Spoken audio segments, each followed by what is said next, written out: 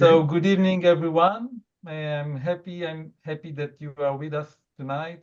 My name is Ronen. I'm Sailing Around's owner. Sailing Around is a charter company and much more than that. We appreciate very much knowledge, professional knowledge, and we invest a lot in knowledge. Sailing Around started in Greece a few years ago. She was a Greek company, but starting several years ago, we moved to London, and now she is based in London. But our heart stayed in Greece, and we have trusted partners in Greece, and our most beloved trusted partner is Yanis. And Thank you. Same feelings here. Yanis will share with us his knowledge and a few captain's tips tonight, Yeah, right? of I will course. share with you now a few details in the chat, and I think it's about time we start, Yanis. Fantastic. Okay, so a big welcome from me as well. I think that's the right time to say hello to everybody. But first of all, I would like to thank Ronan and Sailing Around for having me back here for one more episode. I think it's been like 1 year since the last episode we did, and I'm very excited to be back. And thank you, Ronan, for giving me the opportunity to share whatever I feel like I have to share. Yes, some tips, some insights regarding chartering in Greece. A few words about me. I am a professional skipper here in Greece, working mainly during the summer season, of course. When I'm not working as a professional as a skipper, I am into the repair and servicing section, repairing boats, maintenance, doing all this sort of stuff. And of course, I'm doing boat deliveries domestically and internationally. Today's episode is, I think, the fourth of the series that we started with Ronan and Sailing Around. And the title is pretty simple: Chartering Some Pro Tips. Life-saving tips for fellow seafarers. Maybe I'm exaggerating a bit. It's not. I don't know if it is life-saving. Sometimes it proves to be life-saving. It's definitely time and money-saving tips for our fellow seafarers, our fellow sailors and captains. And before we get into the episode, just a brief outline of what is about to be the desired outcomes of today's episode. Okay. I would like to talk to you about a few things that, as a professional skipper, and I have to stress this out right now.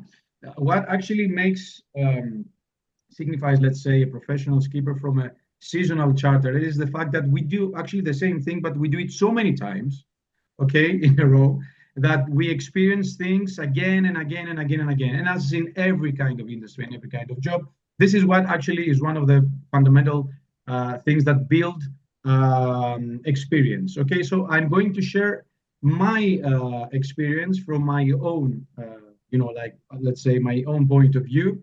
And I have to also stress out that whatever tips I'm going to include here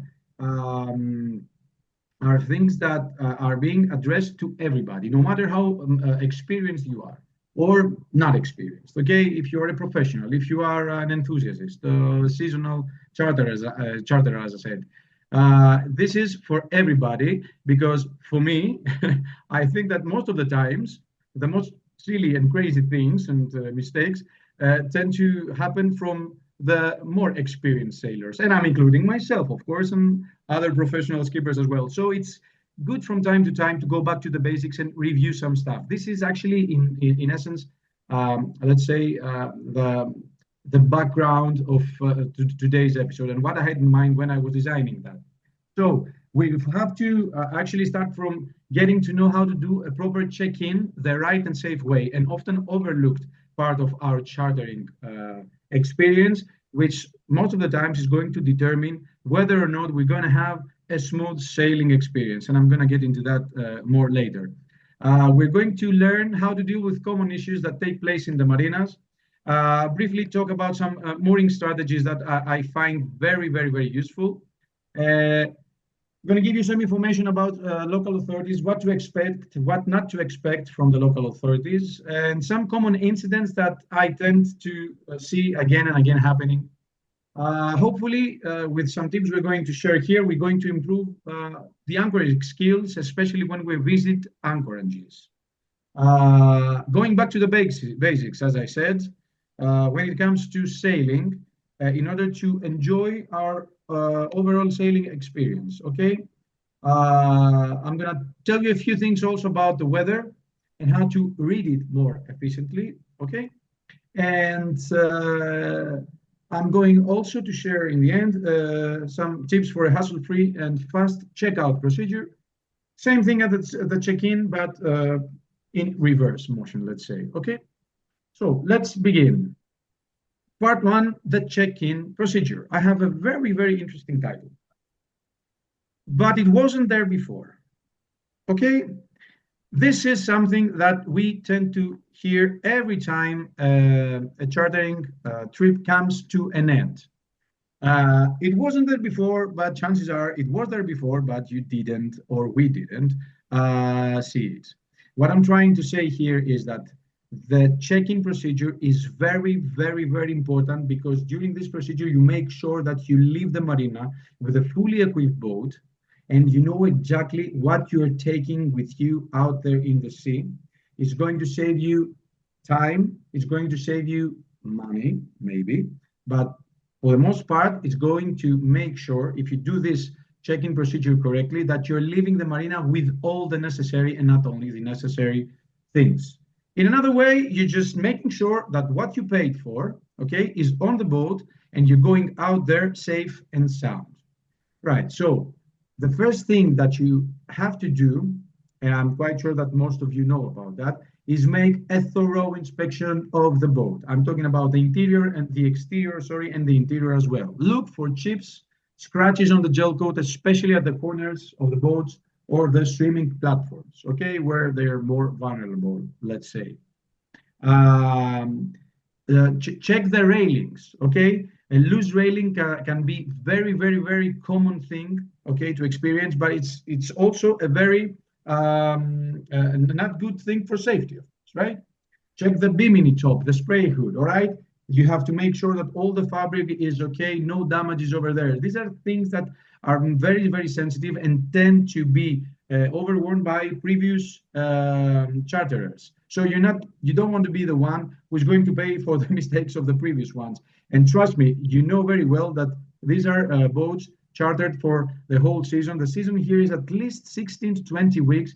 That means that these boats are always out there experiencing some bad weather sometimes, or some bad charter sometimes, or some, people are out on holiday. They cannot just pay attention all the time to all the details, okay?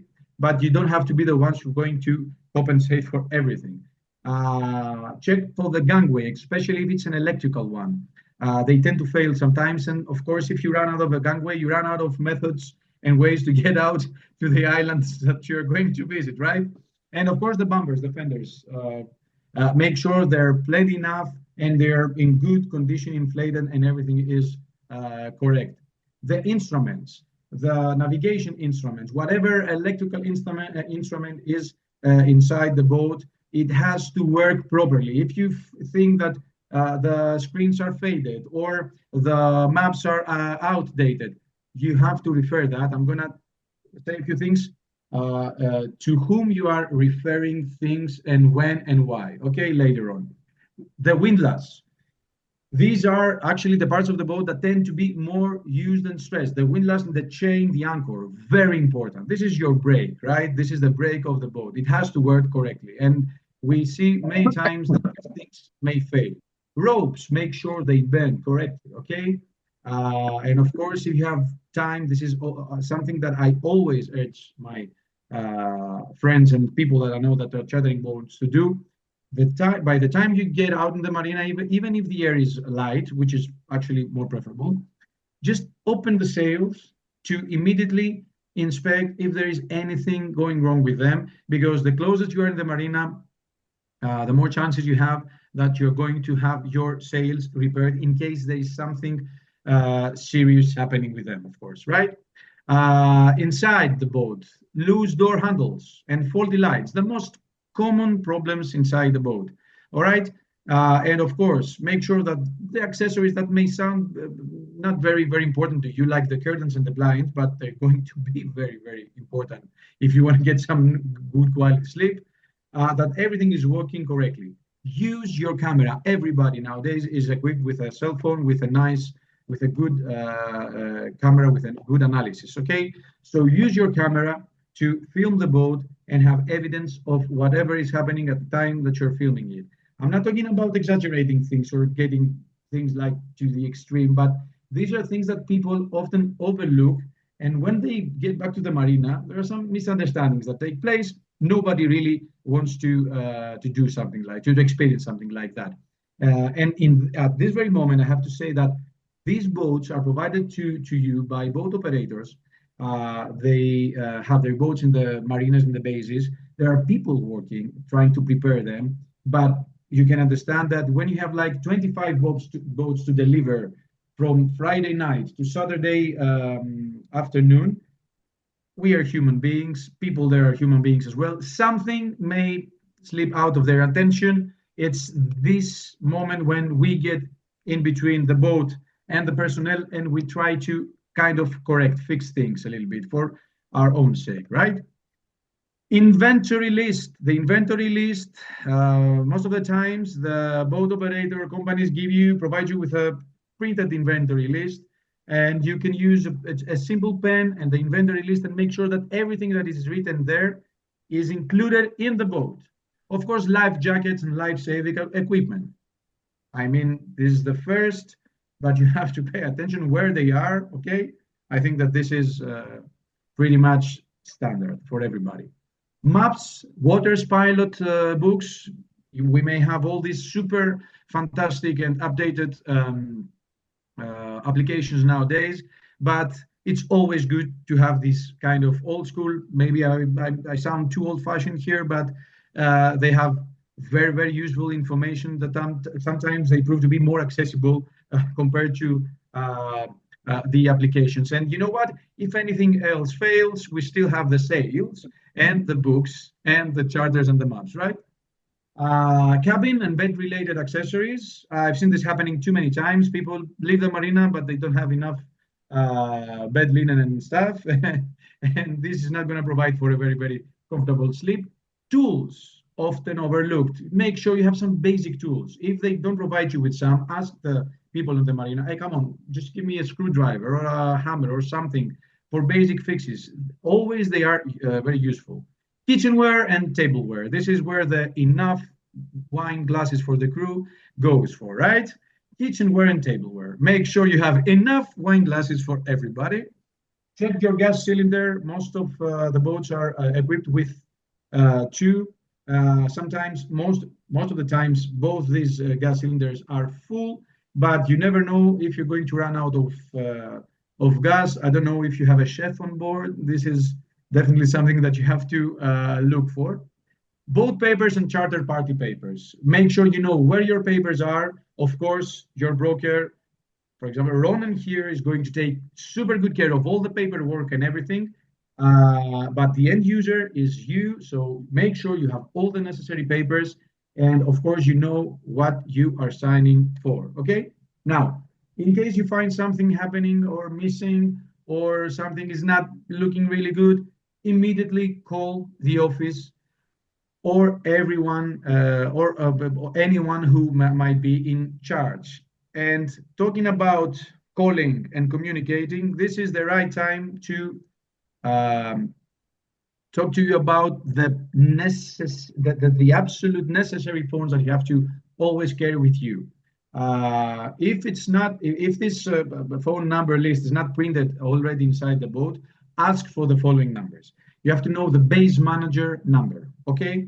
This is the guy who's the chief. He's in charge of all the boats. He's the guy running all the necessary activities prior and after a trip and a charter, okay? He's the guy who knows who has to communicate with in case you have an electrical problem, if you have a mechanical problem, or if you have any kind of problem. Base managers tend to know a lot of people in the islands or in the places you're going to visit.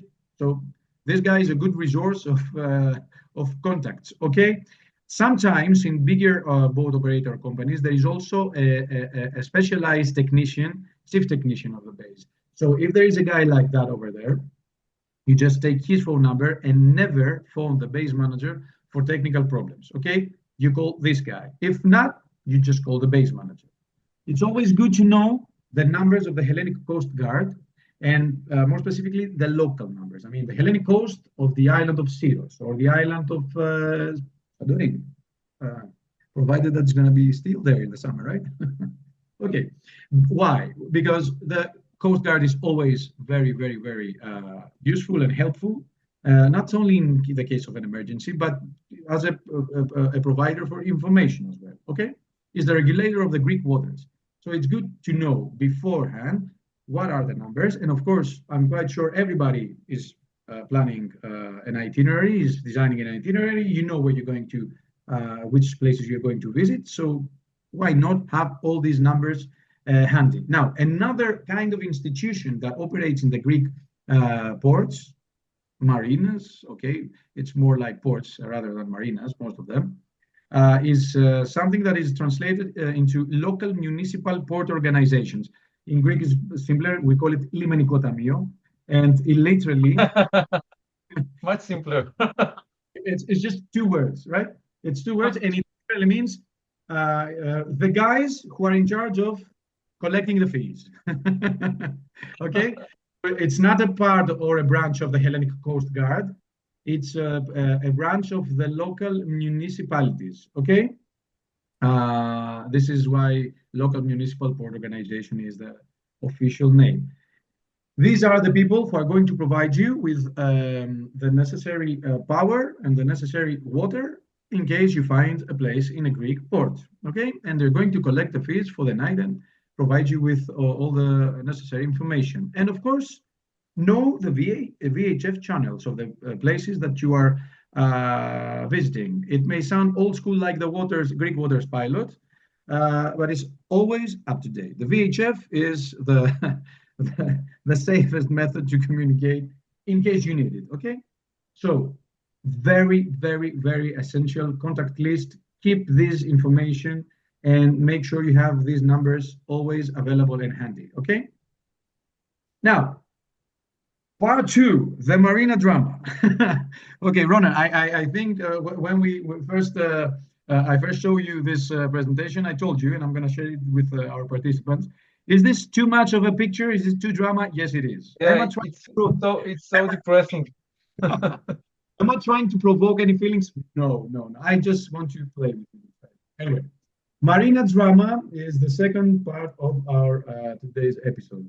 And it's one of, it may become very dramatic, but most of the times, of course, everybody knows that after all this action just goes off and down, everybody is relaxed. But during the time of happening, sometimes it's very amusing as well, right? You just take a cold beer, some popcorn, and you see everyone fighting everybody. Okay, I'm kidding. Now, let's start with some basic stuff.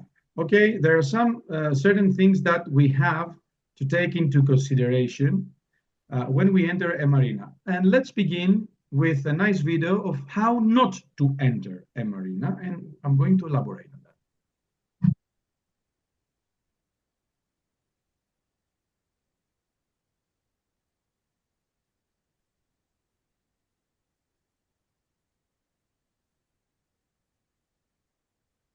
All right. Not quite the kind of approach that we would like to show here, but serves as a nice example of what not to do. Okay. This happened this season, and it went viral on the social media. Happened this season on the island of Aegina, a very beautiful island with two fantastic marinas that you can park your boat. Aegina Island, which is located in the Saronic Gulf, close to Athens, a different area from the Cyclades, of course, and still a very, very, very beautiful area to sail around. Now, very, very basic stuff here. When we approach a marina, especially one that we don't know, even if we are the most experienced sailors, and it feels like we really get this, chances are that we don't. If we feel like we don't have it, it's certain that we don't have it.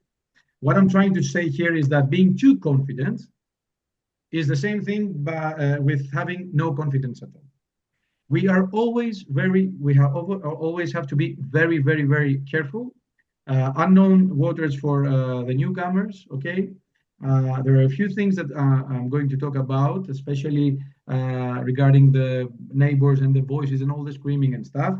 But before that, we have to make sure that we're not taking anything for granted, no matter how experienced we are. And of course, we do everything as low as the wind at the time allows us to do it. Because if we enter a marina, everybody knows that, and it's too windy, we have another very, very, very serious factor to consider. Okay, so in order to make sure that in the end of the day we're just going to be enjoying our cold beers, wine, dinner, or whatever, let's talk about some very common scenarios.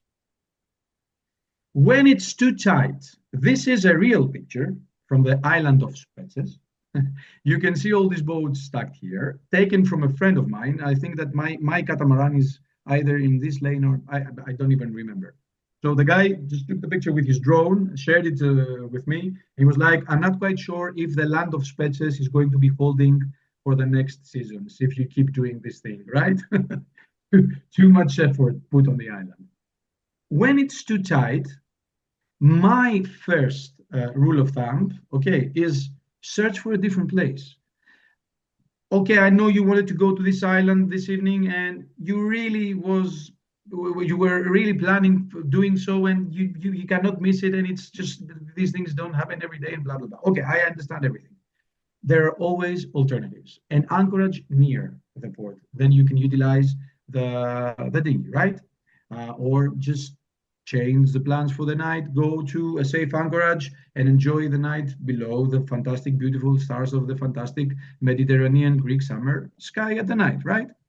But if you decide not to go for a different place, give yourself enough time to evaluate the space and go slow. I've seen too many people approaching too fast. Most of them are experienced captains that they feel like they really do have it. And you know what? Chances are they do. But why not go slow and avoid some, let's say, unpredicted thing that may happen? It's all about having fun, right? In the end of the day, enjoying your time out in the sea, enjoying your time in the island. Go slow, and everybody's going to be super happy, smiling, and of course, you're going to avoid these neighbors that by the time they're going to see you accelerate, of course, everybody becomes the captain of the world and starts shouting and blah, blah, blah, blah, blah, and all this marina drama I was talking about. Attempt as many times as it takes for the perfect mooring. It's not a shame. Some older captains I experienced, they're like, you have to do it with just one try. Are you kidding me?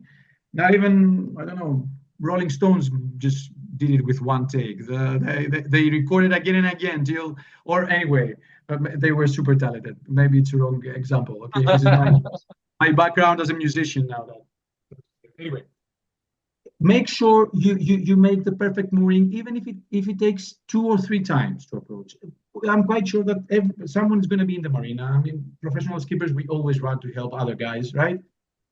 So he's going to be waiting for you to complete your mooring and everything.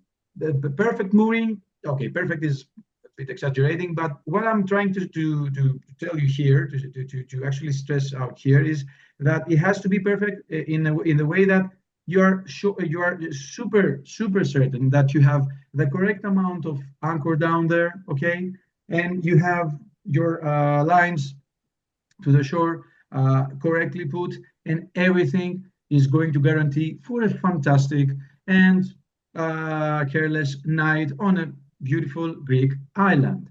Otherwise, no reason to just go out for your dinner and keep thinking, do I have enough chain down there? Is it holding? What if a bigger boat passes? Or what if a breeze attacks? It's always about having fun. So if we want to have fun, we have to make sure there is a good and tight boat over there. And of course, ask for help from the surrounding boats.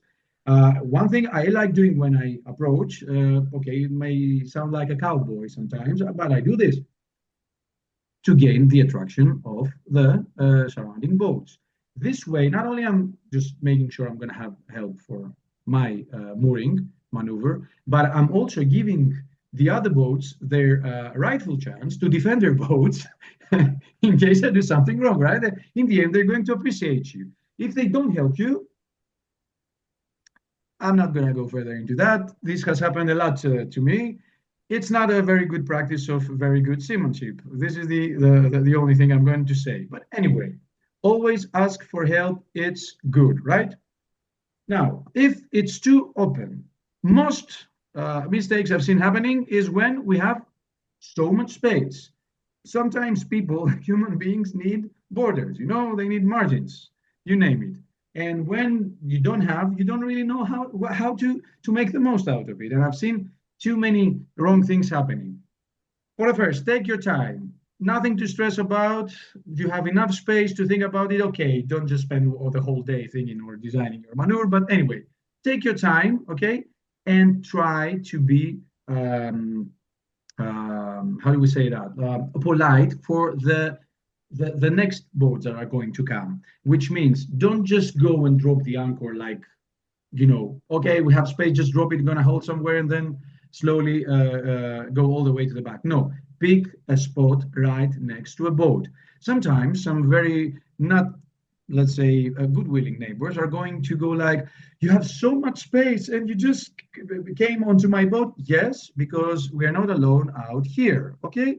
Not to mention that using a boat as a margin is going to correct your maneuver. So drop your anchor correctly, pick a spot right next to a boat, which, especially if it's windy, for sure you're going to have a first thing to hold on to, okay? Or just to push a little bit. This is why we have fenders, okay? And please, in Greece and in Mediterranean in general, avoid longside mooring. In Greece, in most of the places, is prohibited. And it makes sense that too many boats and too much space wasted if everybody goes alongside, right? In some special and certain cases, there are some harbor masters who actually are responsible for stacking up the boats like alongside, but it's their job to do so, and you will know about it before arriving to the marina. Always ask the locals. If you find professional skippers, always try to derive information from them, of course.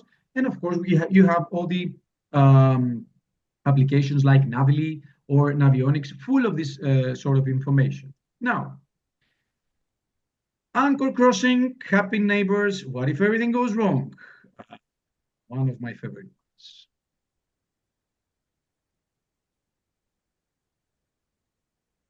So apparently this guy over here has totally lost control of his boat. He's trying to moor, but he's actually trying to achieve the impossible. He's in between two boats with the full of his boat length, and he's doing all the wrong maneuvers. It gets better and better. He just got some help with a rope, with the back line, but not really using it efficiently. And in the end, he is really smashing everything. Why I'm using this video, not to scare anybody, but to just let you know about some very, very, very useful things. This boat, Kontiki, is fantastic Jeannot, which I had the chance, and I was lucky enough to deliver it for my friend, on behalf of a friend of mine who actually is the boat owner. I did that delivery, I think last year, yes. Anyway, fantastic boat, beautiful boat. So I had some inside information from the boat owner who told me that this captain, this video went viral in Greece, and it served as a very, very useful instructional video of what not to do in the Greek sailing schools, right? So this guy had been a charterer, a constant charterer of the same boat for many seasons in a row. That means that he knew the boat. He was experienced. So what happened to him over there? What happened is called panic. and it may happen to everybody. I'm trying to say here that in case something goes all the way down wrong, okay, relax.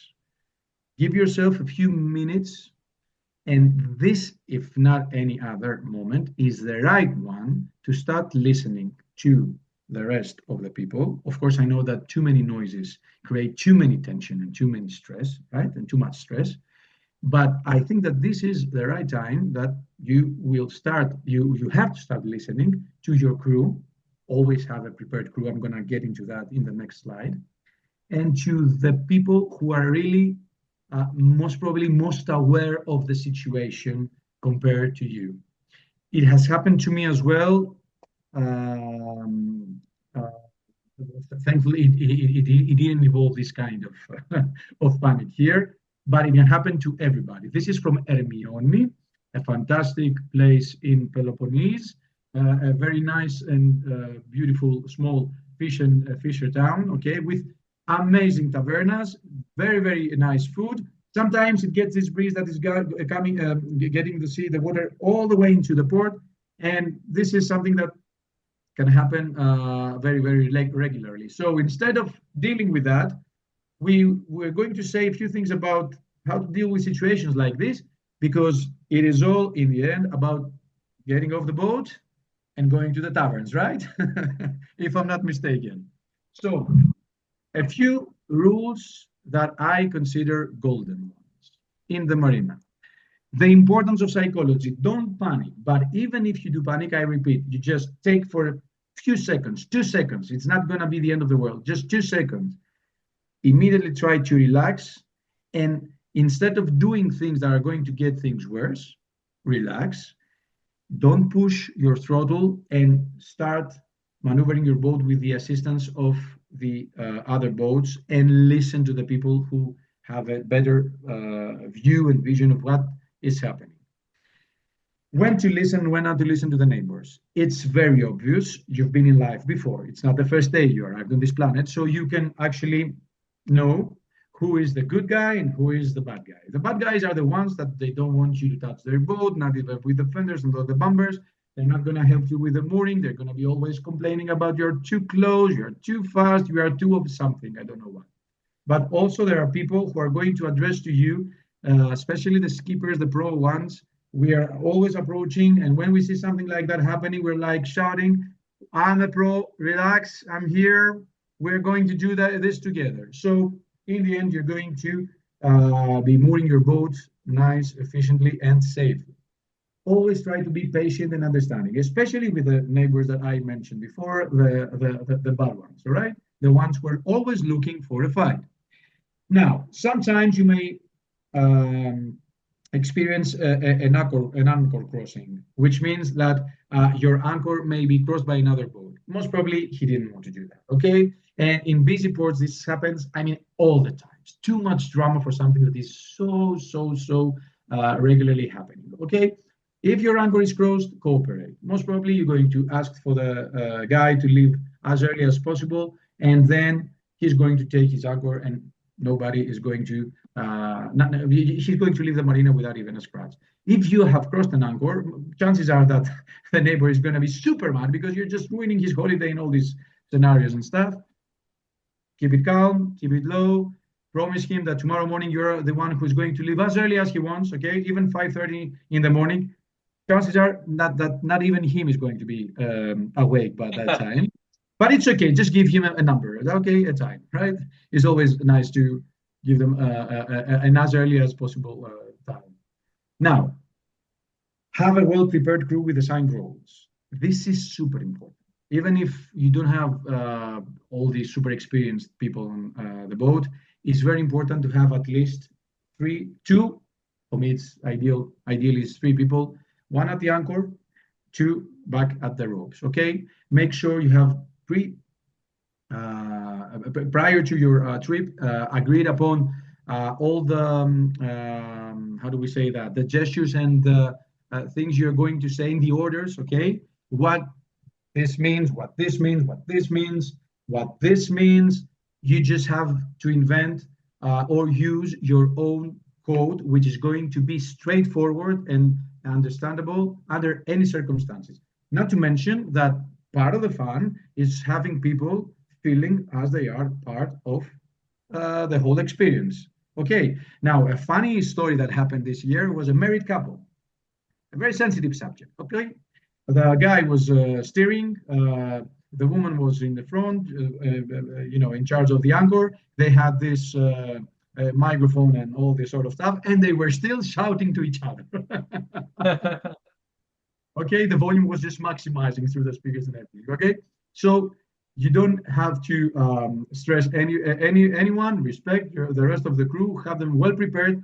Have them knowing exactly what's the plan. Okay, and always have a plan B for which they have to be super prepared. I was just say that every time I raise my voice, Yeah, I know that it is my fault as a exactly. skipper. That's that. Of course, when the captain is actually raising the voice, most probably he's the only one, the most wrong person upon the face of the Of world. course. Now, very important. I demand this from every time from my clients. I know they are here for holidays. I know that they're having a nice time. But when I'm mooring, and even when I'm hoisting the anchor during departure, I request absolute silence and nobody's moving on the deck. This will make not only the captain's life, but the crew that is involved at the time, the life of these people is going to be easier. And everything is going to be made on a more efficient way. Okay? No movement and silence, because everybody has to hear everybody. Everyone has to be able to hear everyone, see everyone, whatever I was mentioning before, right? Nice idea to contact the local authorities before entering, ask for the weather conditions, ask for, most probably for space or not space, if there is available space, sorry. And always useful information with these guys.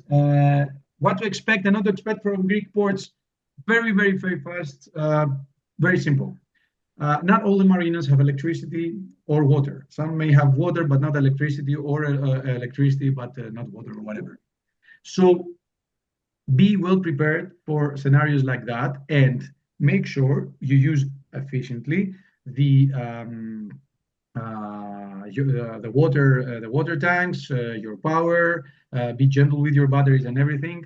Navily and avionics is full of information regarding the marinas. Again, ask the locals. I'm going there. Do you know what's happening there? Do you know if I'm going to have electricity provided? What's happening around this time of the day? Blah, blah, blah. All this sort of information. You can just go out, chat with people.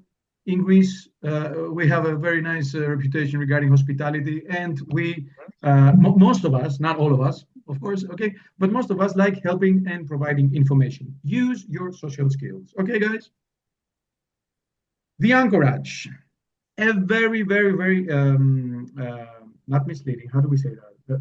It's something that sometimes most people take it like for an easier case, but it's not an easy case, because you may have more space compared to a marina, but sometimes this more space may become too less of a space, okay?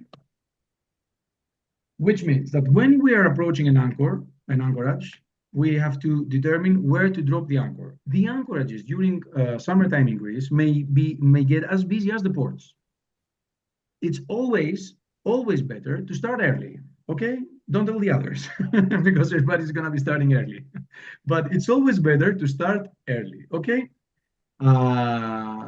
The anchorages can be super busy, and I've seen sometimes things that happen over there that are quite, like disappointing. People who have the whole sea in front of them, and for some reason they're going and dropping the anchor in between two boats just to make some to create some trouble over there. I don't know why they're doing that. Speaking, I don't know. You're supposed to go over there and relax and like dive into the water, drink your cocktails, not the captain, eat some good food, right? Why make yourself harder? Don't be one of these guys who just find this tiny space of water. I'm gonna, I think my boat can go and like fit in over there. No, just go to the other side. This is a picture from a very, very popular anchorage in Moni Island, which is across Aegina. Amazing waters, as you can see. This is why it attracts so many people. I've seen so many. I think I've seen here more anchors crossing compared to a port, the port of Aegina. Okay, it's very funny sometimes. Just make sure that the place you're dropping the anchor is the right one, which means you have enough space to drop enough anchor. There is the 357 rule, which means 3 times the depth that we are dropping if the air is super light. 5 times the depth we are dropping if we have a medium wind, and 7 if the wind is super strong. I always let some more chain down there. It's free and it's always going to be it's going to prove safer. Okay, but that means that you have to be sure to make sure that the space over there is enough for this a bit more anchor. If it's not, don't take the chances. Go to the other side. Find another anchorage. You're visiting a place, a country and an archipelagos, which is full of places. Don't waste your day trying to do something that is just going to occupy time from your vacation. You're here for vacation and to have fun, okay? And trust me, the climate here is absolutely beautiful during summertime, and the sea is amazing to spare time into this kind of thing, right? Now, make sure that you leave the anchorage safely. Most of the times you drop an anchor somewhere and by afternoon time, it's full of boats, so it's going to be more demanding in terms of maneuvering the boat. Last season, I was with a 46 catamaran, nice lagoon, and there was this fantastic skipper who just hoisted the anchor, and for some reason, due to the fact that, despite of the fact we had like so much space around us, it just crashed my boat. It can happen as well, okay? So take your time and enjoy the summer, not anything else, all right? Now, another very common thing that we do here, and of course throughout the Mediterranean and not only throughout the world, is stern to the rocks. I've seen this maneuver happening most of the times in a way that it's not very safe. I'm sure that Ronan and his amazing and full of valuable information section he has a section in his website, okay, a blog especially for the prospective captains, full of information and instructions on how to do certain things correctly. It's a valuable resource of information for things like that. Common mistakes and all this sort of stuff. Make sure you visit the site of Sailing Around. All the information is there. A few words now about these stern to rock things. Pick the spot, approach with the stern of the boat, the spot, make sure it's the right one, no underwater, rocks are going to be most probably dangerous for your rudders or everything. And then by the time you pick the spot, the second thing you have to do is address to somebody to do the Rambo thing, which means take the stern line with him and go all the way to the rocks. Prepare the line like the big yachts and the mega yachts are doing. Prepare the line, loop it around a safe rock, and then you go all the way to the front, you drop the anchor, more chain than usual, as I over here, right? More chain than usual, and very, very, very, very, very slowly, always in relation to the wind, go back and pick from the swimming guy the mooring line. This is the safest way to do that.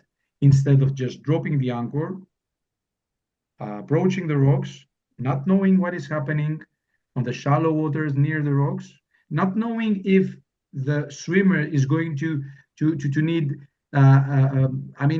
how much time he's going to need or she's going to need to reach the rocks and finish the rope work and everything. And by that time, you may find your boat going all the way to the other side because you have a side wind that just puts your boat and everyone is in panic. Okay, the lines first, slowly, gently, and very, very, very carefully.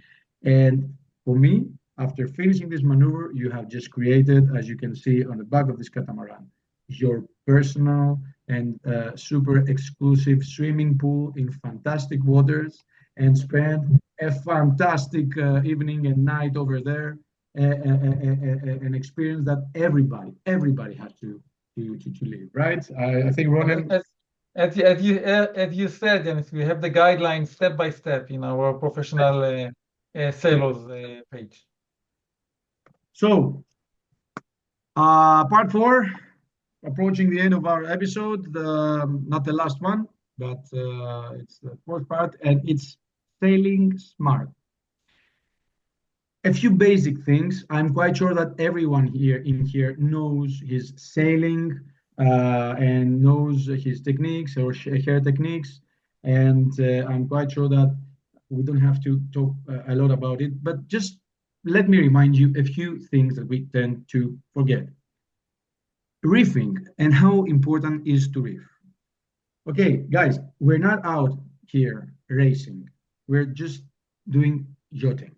It's two different things. You don't have to overstress your boats. You don't actually know in what exact conditions these boats are in. Meaning that, of course, all the companies here are paying enough attention and money and time during winter time to the wintering of the boats and the maintenance and everything. I've been there doing this sort of stuff, so I know it from the inside. But you can never know how much stress this boat may have suffered in the previous charters. If the rigging is well tuned, if everything is in place. You don't have to play with these kind of chances, right? You just take the boat, treat it gently. Nobody's in any kind of rush. In the end of the day, everybody's going to be happy approaching his desired marina, hopefully, or or her desired anchorage. Okay. Now, things that may happen if you forget this is something like that. This is footage from my own camera, Volos Marina. I'm not quite sure what the skipper had in mind when he went all the way out to, I don't know, 30, 40 knots of wind with the full sail up or whatever. This is another very, very Valar Santorini. There you go. Santorini Trios. Everything starts fine. A bit breezy, a bit. Okay, but they've already let almost all the Genoa out, sorry, and things start to get worse because the wind force is increasing. The boat is out of control, heeling too much, everyone is in panic, already with their life suits and everything. Anyway, to be out there in 70 knots, yeah, it's I'm crazy. not quite sure it was 70, to be honest. Maybe it was not that much, but anyway, it may happen, right? And by the end of this video, you are going to see that the sea is crazy. You can see that, healing way too much. Congratulations to the builders of this boat, of course. And you can see that this is out of control. Hopefully, all these people arrived safely at an anchorage protected by the island. This is something that has happened to us, not exactly the same thing, but almost the same thing. When we were doing a delivery, I cannot remember for which country, which part of the leg we were at. We had a fantastic weather forecast from a very trustworthy application, and most of the applications work nicely, but you can never know with the weather. So it's always better to be on the safe side. Not to mention that, not forget actually that if you are out there alone, you don't have this feeling like the one that we have when we are racing, that if something happens to me, there are like 25 more boats around me, okay? It's going to take care of you because they're going to see what's happening, right? So always be a little more conservative. I'm not saying not to enjoy sailing. This is what it's all about, if you ask me, okay? But just to be on the safe side. Okay, I think I made it the right slide. There is a rule that goes like reef when you think about it. For me, it's never reef when you think about it. Reef in the marina. Take the forecast. Make sure that you get forecasts from different resources, okay, from different applications, and make a plan. If the weather seems that it's going to be allowing you to go out with, let's say, full sail, take Reef One. Why not? Better be prepared. If you go out there and like starts feeling that the conditions are going to be stable, let the whole thing up, okay? But just start one step below, let's say, from what you can actually do. This way, you're going to get to know your boat better and kind of test its how do we say that, capabilities, if I'm allowed to use this word. And you're going to see how it reacts, and you're going to see your crew as well. Okay, even if you've sailed with them before, every time it's different. I'm going out there like for 20 weeks in a row, but every week is different. Not to mention that sometimes the fatigue just builds up, keeps building up and building up. Okay, we're not racing, as I said. We're not racing, so there's no competition over here. To enjoy sailing, we have to do it safely, and it's fantastic when we do it safely, and it's amazing how beautiful it can become. As I mentioned before, we don't know the exact condition of the boats ringing. Even the boats that I'm taking, and which for the most part are the same boats every week, I'm not quite sure what is happening down there. Okay, it's like the cabs, the taxi cars. Okay, they're all day and all night, let's say, all the season out there working. So be gentle with them. Weather apps are good, bad. Go back to the basic meteorology course. Just refresh your knowledge regarding weather and meteorology and observe what is happening around you. It's way more useful than just relying on the fantastic, otherwise, weather apps, right? Just feel the weather, the breeze, the humidity. It's important to have this kind of skills or to develop this kind of skills, even if you're just a total beginner, a super fresh and new to this kind of thing. Always keep in mind that there are local phenomena here in Greece and in Italy, in Sicily, in France, everywhere. Each place has its own local phenomena that cannot be predicted by the weather forecast applications. For example, the Aegean has the Meltemi, these northern winds, actually winds produced in North Aegean, having a north to south direction, which may develop throughout the day, and during the night they're calm. So they're not true north winds, okay? It's a local thing happening here from July to August. You can always choose safer or not safer, easier, let's say, places. It's safe. It's always safe if you follow the basic rules. You're gonna be safe everywhere and enjoy. Even I enjoy the waves and the wind. This is what sailing is all about. Not all the customers do though. Anyway, in Ionian, for example, another local phenomenon is the westerlies and northern westerlies in the afternoon. It's like they're super, how do we say that, fixed and set up every afternoon around 4 o'clock, whatever conditions may have been taking place in the morning, you always get a breeze from the west and northwest. Very important knowledge to use it. The katabatic winds and the weather when doing coastal sailing. The closer you are in the coast, the more chances there are over there that you're going to experience katabatic winds that are actually developing from touching the mountainside and accelerating all the way to the sea. And of course, wind is fantastic. Predict wind is amazing. The local applications we have here, like the Meteo or the Poseidon, are super useful, but the fishermen and the boaters know always better. They've been doing that since day zero of their lives. Chances are that their fathers were doing that. So we always ask them, like, hey, Captain Nicholas, are you going to fish tomorrow? Yeah. Do you know anything about the weather? It feels like, by the time someone goes like, it feels like, and he uses that feel verb, feeling, right? Chances are he's going to be very accurate. All right. Now, returning to the base, the trip is coming to an end. A few useful things that are going to make the handover of the boat easier, faster, which means you just have more time to shower and go to your fantastic dinner. Prepare the boat. Prepare the boat. I've seen too many people not doing that. Prepare the boat prior to your arrival, okay? Double check the inventory. Make sure everything is there. If you just broke some glass, or I don't know, someone is missing, except if it is a person, which is very important, okay? Oh, in case you did that intentionally, I don't know. Anyway, prepare the boat and double check that everything is there. If something is missing, make sure that you have a list of things and just make them talk to the people back in the base and tell them exactly what is missing, or maybe you broke something. It's okay. These things happen all the time. It's going to actually be more time efficient for you because people there are going to be checking everything that used to be in the inventory. You don't want to have them calculating or like measuring plates. Tell them we broke 2 plates. You're in Greece. We do this all the time. Clean and tied up the interior.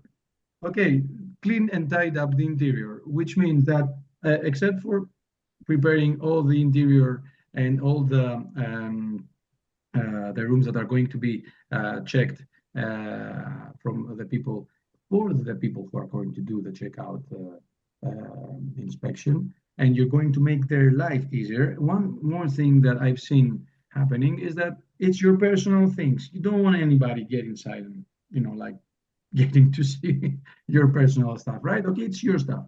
Just hide your stuff. You're going to make their life easier and your handover faster, and the privacy is still going to be respected. Clean showers and toilets, okay, which is something that you have to be very careful with throughout the trip. Boat operators charge extra for toilets that have run out of order, that toilets that most certainly are going to get blocked by something that you may mistakenly drop inside. Don't do that for no reason. It's a no-no rule, okay? Or you're gonna jam everything, and this is the list of your problems.